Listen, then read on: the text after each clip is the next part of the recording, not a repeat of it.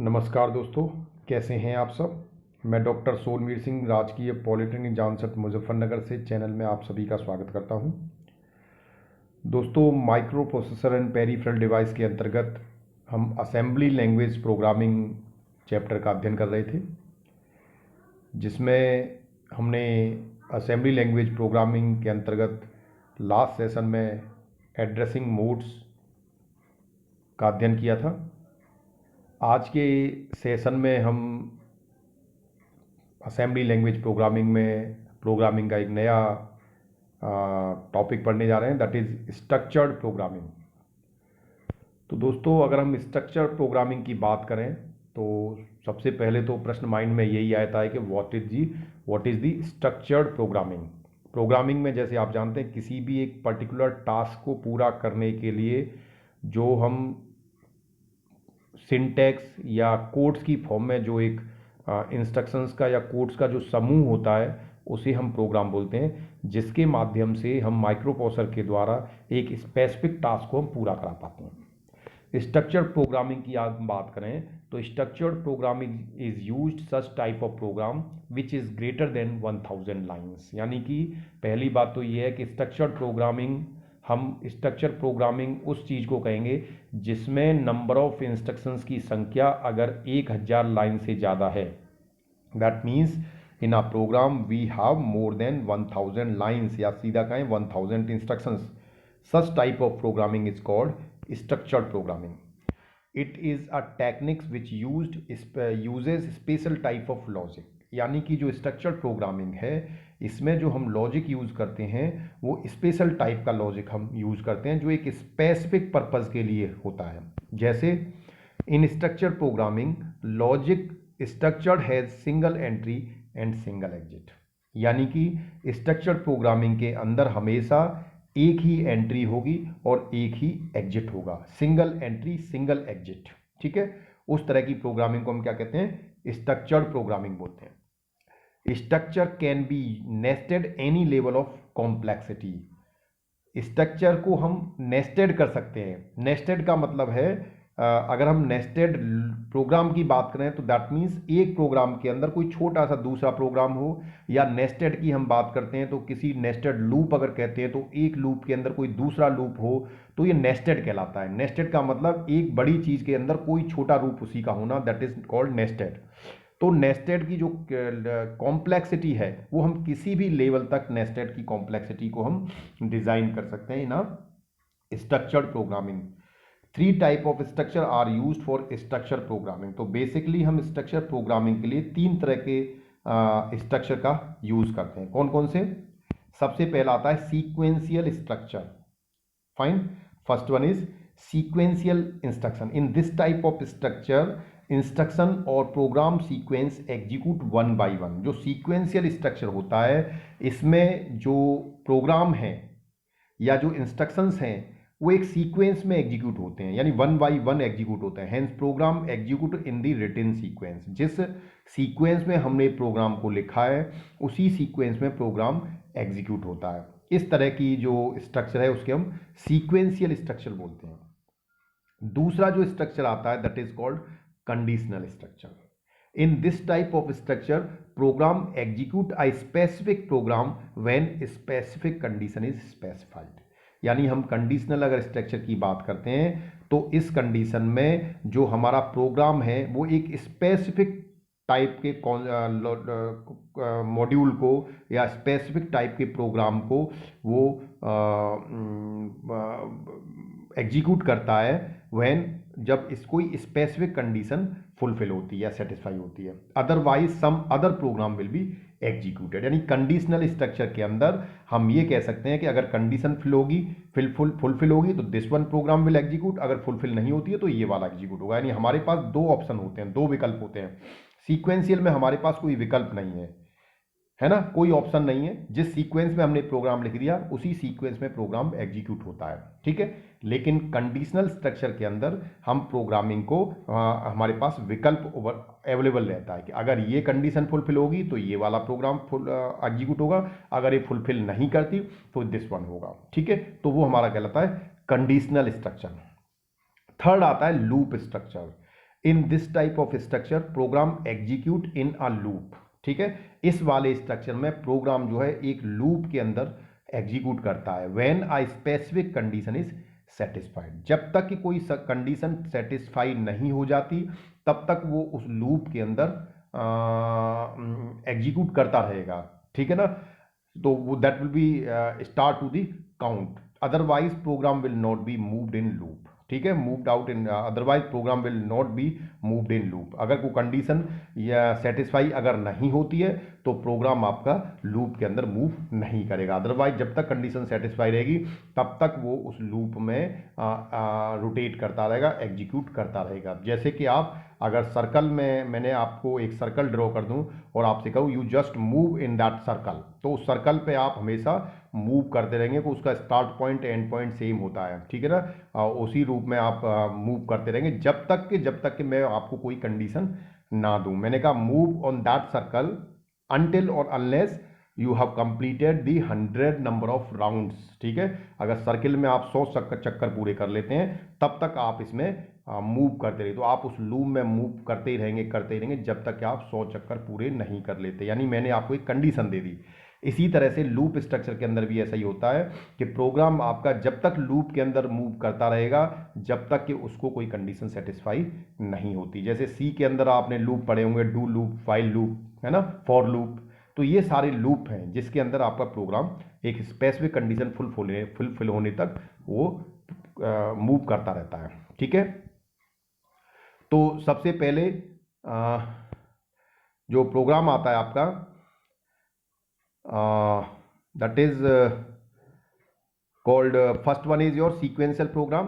तो एक सीक्वेंस में आपका प्रोग्राम जो है वो आता है। जैसे ये जो पहले आपको दिख रहा है that is called loop structure, that is called loop structure. अगर आपका प्रोग्राम स्टार्ट हुआ, स्टार्ट होने पर ये कंडीशन एक है इसमें, is A is greater than B, क्या ए बी से बड़ा है। अगर ए बी से बड़ा है तो ये प्रोग्राम 1 को एग्जीक्यूट करेगा। ठीक है, और प्रोग्राम 1 एग्जीक्यूट करने का वापस ये फिर दोबारा से इसी प्रोग्राम को एग्जीक्यूट करेगा। ठीक है ना, जबकि नो, अगर ये कंडीशन है नो है तो ये, सॉरी यहाँ पर स्टार्ट लिखा हुआ है, it is not start, it is and. नहीं तो प्रोग्राम क्या होगा, एंड हो जाएगा। यहां पर स्टार्ट की जगह क्या आएगा, एंड आएगा। और यहां पर आपका है नो और ये है यस। तो अगर कंडीशन फुलफिल होती है तो प्रोग्राम 1 एग्जीक्यूट होगा, अगर कंडीशन फुलफिल नहीं होती तो ये प्रोग्राम को एंड कर देगा। ठीक है, तो ये एक हमारे पास लूप एंड कंडीशनल स्ट्रक्चर है। ठीक है, देन ये हमारे पास ये लूप स्ट्रक्चर था। दूसरा वाला जो है दैट इज कंडीशनल, इसे हम बोलेंगे कंडीशनल। ये क्या है, कंडीशनल। कंडीशनल में क्या है, आप देख रहे हैं कि जैसे ही यहाँ पर अगेन हम देखेंगे तो ये आपका स्टार्ट नहीं है, ये एंड है यहाँ पर। तो अगर यहाँ से प्रोग्राम आपका स्टार्ट होता है, is A is greater than B, क्या ए बी से बड़ा है। अगर ए बी से बड़ा होता है तो यस कंडीशन फुलफिल होती है तो प्रोग्राम 1 एग्जीक्यूट होगा, और अगर ये फुलफिल नहीं होती तो प्रोग्राम 2 एग्जीक्यूट होगा, और 2 एग्जीक्यूट होने वाले ये एंड हो जाएगा। तो यहाँ पर जो आप नीचे की तरफ स्टार्ट देख रहे हैं ये बाई मिस्टेक है, टाइपिंग एरर है, यहाँ पर आएगा एंड। ठीक है, तो आपने कोई प्रोग्राम स्टार्ट किया, अगर कंडीशन फुलफिल हुई तो एक टास्क पूरा हुआ कंप्लीट, अगर आपकी कंडीशन फुलफिल नहीं होती तो दूसरा टास्क फुल होगा, यानी प्रोग्राम 1 एग्जीक्यूट होगा।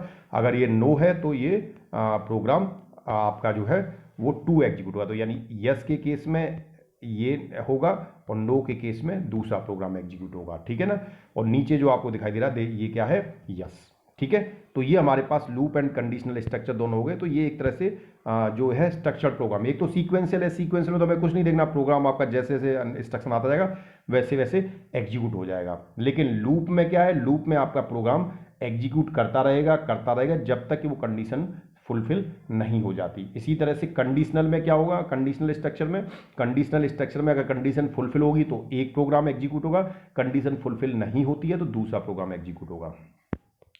नेक्स्ट जो आता है इसमें आपका कोडिंग। जब आपने स्ट्रक्चर प्रोग्रामिंग कर ली, स्ट्रक्चर प्रोग्रामिंग में आपने उसका एक फ्लो चार्ट डेवलप कर लिया, देन नेक्स्ट जो स्टेप आता है वो आता है coding. In that case you will convert your flow chart into the codes. In this phase the flow chart is converted in codes. Flow chart को हम क्या करते हैं, कोड्स में कन्वर्ट करते हैं। Hence the step given in flow chart are converted into the codes by the available instruction in the appropriate language. यानी कि जो भी फ्लो चार्ट आपने बनाया है उस फ्लो चार्ट को हम कोड्स में कन्वर्ट करते हैं, और कोड्स में भी हमें उस पर्टिकुलर टास्क को पूरा करने के लिए जो लैंग्वेज में हम उसे प्रोग्राम कर रहे हैं, कोड कर रहे हैं, उस प्रोग्रामिंग लैंग्वेज में हमारे पास क्या इंस्ट्रक्शंस अवेलेबल है उसके अनुसार हम उसकी कोडिंग करते हैं। Fine. Hence logic is developed to complete the task given in flow chart। यानी फ्लो चार्ट के अंदर हम केवल क्या करते हैं, एक लॉजिक डेवलप करते हैं, लेकिन लॉजिक डेवलप करने के बाद जब हम जिस लैंग्वेज में हमें वो प्रोग्राम करना है उस लैंग्वेज के इंस्ट्रक्शंस यूज करके फिर हम उस प्रोग्राम को राइट करते हैं, कोडिंग करते हैं उसकी। जैसे एग्जाम्पल हम लें, write a program to add 2 numbers, यानी हमें एक प्रोग्राम लिखना है जिसमें हमें 2 नंबर ऐड करने हैं, जिसमें से एक नंबर एक्यूमुलेटर के अंदर है, दूसरा नंबर सी के अंदर है, ठीक है। और नंबर्स क्या है, 21H and 38H respectively. Display the result at output port 01, और हमें रिजल्ट को क्या करना है, 01 पोर्ट पर डिस्प्ले करना है। एक छोटा सा प्रोग्राम है जो हमें बनाना है, तो हम इसके लिए कैसे बनाएंगे हमें ये देखना है। तो सबसे पहले तो आता है एल्गोरिथम या फ्लो चार्ट का, ठीक है। तो सबसे पहले हमें क्या करना है, हमें लोड करना है 21H रजिस्टर में ए में, और हमें लोड करना है 38AH इन रजिस्टर सी में, 38H को सी में, क्योंकि हमने ये कहा था ना कि 2 नंबर्स को हमें ऐड करना है जो कि नंबर ए और सी रजिस्टर के अंदर हैं, और नंबर भी हमें दिए हुए थे 21H और 38H। तो सबसे पहले जब हम इसका एल्गोरिथम तैयार करेंगे तो algorithm is a basically a way by which we have to perform a task. हमें जो टास्क परफॉर्म करना है वो किस तरीके से करना है, किस मेथड में करना है, क्या उसका सीक्वेंस रहेगा, सारी चीजें एल्गोरिथम में आती हैं। तो हमने पहले लिखा कि हम सबसे पहले जो पहला नंबर है 21H उसको एक्यूमुलेटर के अंदर लोड करेंगे। दूसरा हमने लिखा कि जो हमारे पास दूसरा डेटा है 38AH उसको हम रजिस्टर सी के अंदर लोड करेंगे। Then add the content of register C with the content of register A. दोनों नंबर्स को हम रजिस्टर के अंदर ट्रांसफर करने के बाद तीसरा जो हमारा स्टेप होगा कि हम दोनों रजिस्टर्स को, ए को और सी को हम ऐड करेंगे, दोनों की कंटेंट को, और उसके बाद जो भी रिजल्ट आएगा उसको हम पोर्ट 01 पर डिस्प्ले कर देंगे। We will display the result at port 01। ये हमारा क्या हो गया, this is the simple algorithm. अब हम क्या करेंगे, we will convert this algorithm. पहले हम इसका ये हमारी एल्गोरिथम थी, एक मेथड था, जैसे हमें वो प्रोग्राम को एग्जीक्यूट करना था, मतलब बनाना था। उसके बाद हम इसे फ्लो चार्ट में कन्वर्ट करते हैं। Now the program is converted in assembly language code. ये फ्लो चार्ट, उसके बाद फ्लो चार्ट जो आपने बनाया तो ये हमारा फ्लो चार्ट हो गया। सबसे पहले हमने स्टार्ट किया, स्टार्ट करने के बाद हमने लिखा load 21H in accumulator and 38H in register C, ठीक है। फ्लो चार्ट के माध्यम से हमने क्या किया, पहले 21H को ए में और 38H को रजिस्टर सी में ट्रांसफर किया। फिर add content of A with C, A और सी के कंटेंट को हमने ऐड कर दिया, और देन डिस्प्ले सम एट पोर्ट 1। फिर हमने डिस्प्ले कर दिया रिजल्ट को पोर्ट 1 पर। ये हमारा एक फ्लो चार्ट हो गया। उसके बाद now the program is converted in assembly language codes. उसके बाद हम प्रोग्राम को क्या करेंगे, असेंबली लैंग्वेज में कन्वर्ट करेंगे। So now we have to convert the flow chart or whatever the algorithm we have written earlier, we have to convert this algorithm into the form of codes। और कौन से codes में, assembly language के codes में उसे convert करना होगा। तो कैसे करेंगे, जैसे हमने कहा था कि पहले हम 21H को क्या करेंगे, ए के अंदर लोड करेंगे। तो हमारे पास उसके लिए इंस्ट्रक्शंस क्या अवेलेबल है, MVIA21H, ठीक है। इसके लिए हेक्स कोड 3E होता है, हमने वो लिख दिया, और 21 वो डेटा है जो हमें ट्रांसफर करना है। ये 2 बाइट का इंस्ट्रक्शन है, ठीक है। उसके बाद हमने क्या किया था, हमने दूसरा स्टेप था हमारा कि जो 38AH है उसको हमें सी में ट्रांसफर करना है। तो हमारे पास इंस्ट्रक्शन बनता है MVIC38H। MVIC के लिए हमारे पास जो ऑपकोड है वो 0E है, और 38 हमारा डेटा हुआ है, तो 2 बाइट का इंस्ट्रक्शन ये हो गया, ठीक है। देन हमने क्या किया था, ए और सी के कंटेंट को हमें ऐड करना था तीसरे स्टेप में, तो हमने ऐड सी कर दिया। ऐड सी के माध्यम से हम ए और सी के कंटेंट को ऐड कर देंगे। तो हमने ऐड सी के लिए ऑपकोड है वो 89 लिखा, और ये 1 बाइट का इंस्ट्रक्शन है। देन हमने अब ये ऐड सी करने के बाद जो दोनों का एडिशन होगा वो automatically result will be stored into the accumulator. अब हमें एक्यूमुलेटर का जो कंटेंट है, जो कि सम है दोनों ए और सी का, उसे हमें पोर्ट 01 पर डिस्प्ले करना है। तो उसके लिए हमारे पास इंस्ट्रक्शन होता है out then port address, that is 01। तो हमने लिखा out 01H। आउट के लिए हमारे पास डी इंस्ट्रक्शन है और पोर्ट एड्रेस के लिए 01, तो ये 2 बाइट का इंस्ट्रक्शन हमारा ये हो गया। देन हमने HLT के माध्यम से प्रोग्राम को एंड कर दिया जिसका आउटपुट है 76, तो ये 1 बाइट का इंस्ट्रक्शन। टोटल देखें तो 2 बाइट 4 बाइट, 1 5 बाइट और 2 7 बाइट और 1 8 बाइट में हमारा प्रोग्राम आ गया। तो यहाँ से देखें 200 से लेकर 2007 तक 8 बाइट हमारी इस प्रोग्राम में यूज हुई हैं। तो हमने एक तरह से जो प्रोग्राम ने कोड्स जो हमने फ्लो चार्ट बनाया था, एल्गोरिथम बनाई थी, we have converted into that flow chart और algorithm in the form of codes. उसको हमने कोड्स की फॉर्म में कन्वर्ट कर दिया। उसके बाद प्रोग्रामिंग में अगला जो स्टेप आता है that is called debugging and testing. Debugging की अगर हम बात करें तो bug means blood seeking insect. Bug के बारे में आपने सुना होगा। बग एक इस तरह का कीड़ा होता है, इंसेक्ट होता है जो ब्लड को चूसता है। ब्लड को चूसने वाला एक कीड़ा होता है, उसे हम बोलते हैं ब्लड इंसेक्ट। जो इंसेक्ट होता है, ब्लड सीकिंग इंसेक्ट होता है, उसको हम बग बोलते हैं। लेकिन कंप्यूटर की भाषा में बग का मतलब होता है एरर। बग का मतलब एरर। तो डीबगिंग का मतलब एरर को फाइंड आउट करना, डीबगिंग, ठीक है। Hence debugging means to find out the error and remove it, यानी एरर को पहले फाइंड करना और उसको रिमूव करना, उसको बोलते हैं डीबगिंग। फाइन। तो कंप्यूटर की लैंग्वेज में सबसे पहले हम डीबगिंग करते हैं, यानी जो भी हमने प्रोग्राम लिखा है उस प्रोग्राम के इंस्ट्रक्शंस को हम डिबग करते हैं कि उसमें कोई एरर तो नहीं है, ठीक है। और अगर होता है तो उसको फाइंड आउट करके उसको ठीक करते हैं, रिमूव करते हैं। जब प्रोग्राम की आपने डिबगिंग कर ली, देन अगला जो फेज आता है that is called testing. It is done after debugging. Testing हमेशा डिबगिंग के बाद किया जाता है। In this phase it is tested that program is completing the task और नॉट। यानी टेस्टिंग की चीज़ों में हम ये देखते हैं कि जो प्रोग्राम से हम जो काम कराना चाहते थे, क्या वो प्रोग्राम वह काम कर रहा है, ठीक है। It is only able to find out the error in codes, ठीक है। It is only able to find out the error in code. यानी टेस्टिंग में क्या है, टेस्टिंग में प्रोग्राम को जो आपने टास्क दिया है, क्या वो प्रोग्राम उस टास्क को पूरा कर रहा है। तो ये चीज टेस्टिंग के अंदर हम केवल कोड्स का पता लगा पाते हैं कि कोड में कोई एरर तो नहीं है। अगर आपको ऐड सी करना था और ऐड सी करने के बाद आपने लिख दिया, मान ली सपोज कोड ऐड बी, आपको ए और सी को ऐड करना था लेकिन आपने ए और बी को ऐड कर दिया, तो ऑब्वियस है रिजल्ट आपका गलत आएगा, एरर आएगी, ठीक है। तो उस कोड की एरर को हमें पता करने के लिए हमें टेस्टिंग करनी पड़ती है, वो हम टेस्टिंग करते हैं इस फेज के अंदर।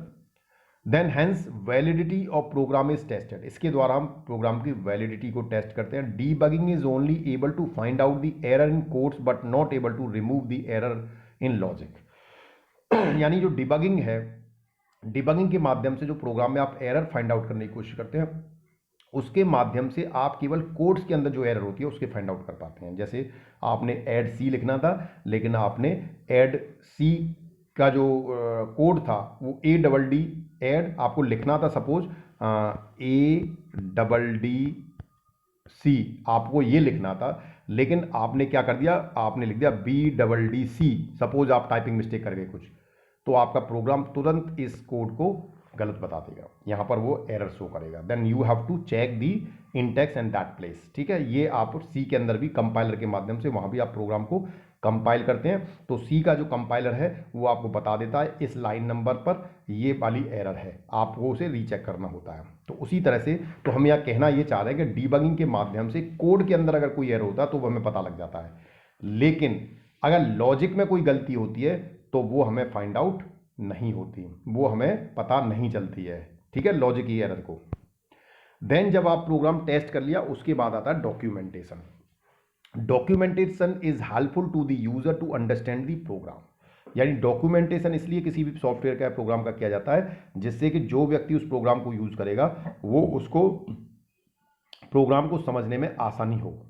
Flow chart and comments are the part of documentation, ठीक है। आप किसी भी प्रोग्राम का फ्लो चार्ट बनाते हैं या उसमें कमेंट्स बनाते हैं तो वो कमेंट्स क्या होते हैं, that is the one type of documentation. जैसे आपने हमारी इस बुक में पीछे साइड में देखा होगा, जहां भी हमने प्रोग्राम्स लिखे हैं आपके, वहां पर हमने कमेंट्स दिए हुए हैं। जैसे हमने लिखा ऐड सी, हमने लिखा ऐड सी, तो हमने कमेंट में उसमें वहां लिखा हुआ है कि that will add the content of accumulator with the content of register C and the result will be stored into the accumulator. तो ये एक तरह से इसका डॉक्यूमेंटेशन है।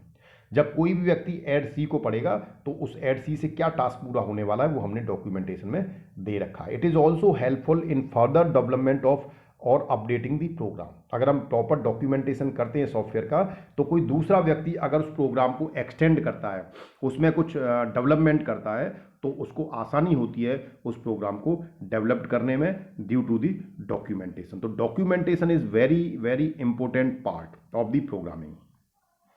Then next is a extension and redesign. तो प्रोग्रामर रीडिजाइन और extend the program with the help of documentation and requirements. ठीक है, जब आपने कोई प्रोग्राम एक डेवलप कर लिया और मान लीजिए उस प्रोग्राम को हमें और एक्सटेंड करना है, उसके फीचर्स को और बढ़ाना है, तो हमें क्या करना होगा, उस प्रोग्राम को, उस सॉफ्टवेयर को और दोबारा से रीडिजाइन करना पड़ेगा। ठीक ना। तो एक्सटेंशन और रीडिजाइन, तो उसमें हमें क्या चीज़ें बढ़ानी है और ये हमें कैसे पता लगता है, ये हमें पता लगता है डॉक्यूमेंटेशन से, कि डॉक्यूमेंटेशन में क्या चीज़ हमारे पास अवेलेबल है और क्या हमारी रिक्वायरमेंट है। रिक्वायरमेंट को अवेलेबल पार्ट में एडिशनल करके हमें उसको मीट करना, ये हमारा एक्सटेंशन एंड रीडिजाइन होता है। ठीक है, तो किसी भी सॉफ्टवेयर के लिए extension and redesign is a important part. Fine, so this is the your all about the structured programming और programming. Thank you very much दोस्तों। अगर आपने चैनल को अभी तक सब्सक्राइब ना किया हो तो कृपया चैनल को सब्सक्राइब कर लीजिए और नीचे बने बेल आइकन्स को क्लिक कर लीजिए, जिससे आपको लेटेस्ट अपडेट्स और नोटिफिकेशंस प्राप्त होते हैं। धन्यवाद।